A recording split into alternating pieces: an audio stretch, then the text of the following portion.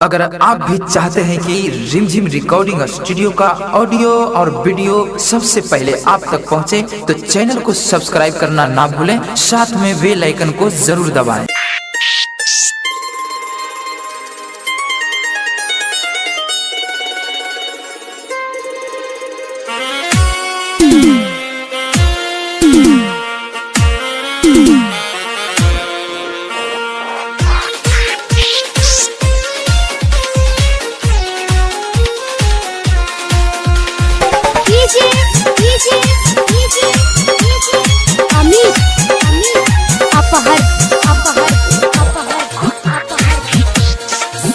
किस्मत बदल दागा आज जीवा तोहरायागा, किस्मत बदल दागा आज जीवा तोहरायागा। यह सुनला बतिया गौर से बसयतने कराए राम जी, दिल लागे नायब के हुआ और से बसयतने कराए राम जी, दिल लागे नायब के हुआ और से। डीजे अमित अपहर, अमित अपहर।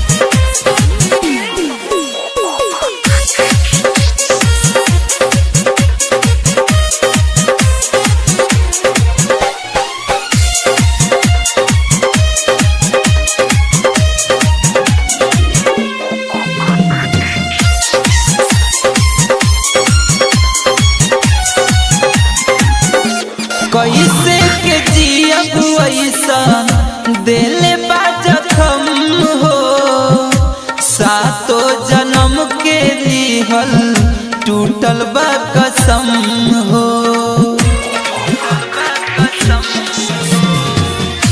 कैसे के जियब ऐसा दिल बा जखम हो, सातो जन्म के लिहल टूटल बा कसम। गुजरतानी दुख के दौर से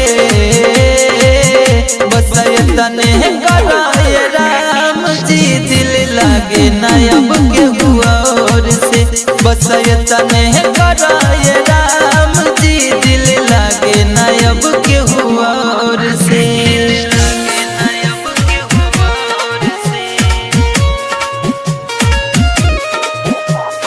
डीजे अमित अपहर, अमित अपहर।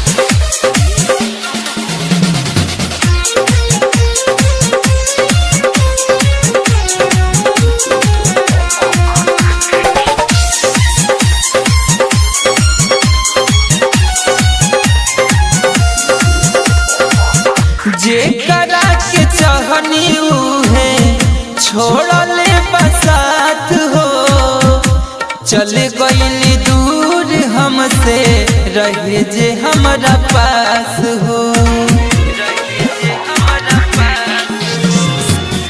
जे करा के चाहनी है छोड़ले बसात हो, चल गईली दूर हमसे रहे जे हमारा पास हो। मैना उड़ल बा पिंजरा तोड़ के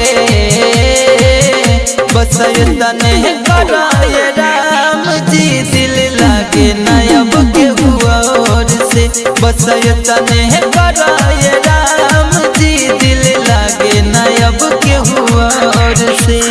डीजे अमित अपहर, अमित अपहर।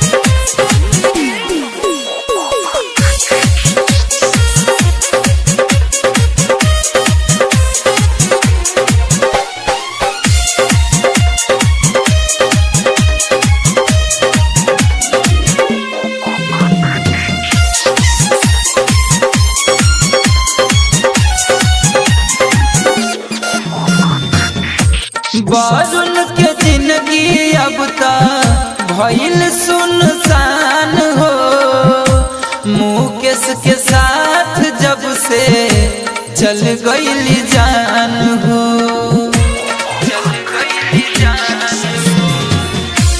बारुन के जिंदगी अब तक भइल सुनसान हो, के साथ जब से चल गईली जान, गईली छोड़ के ऐसन मोड़ पे,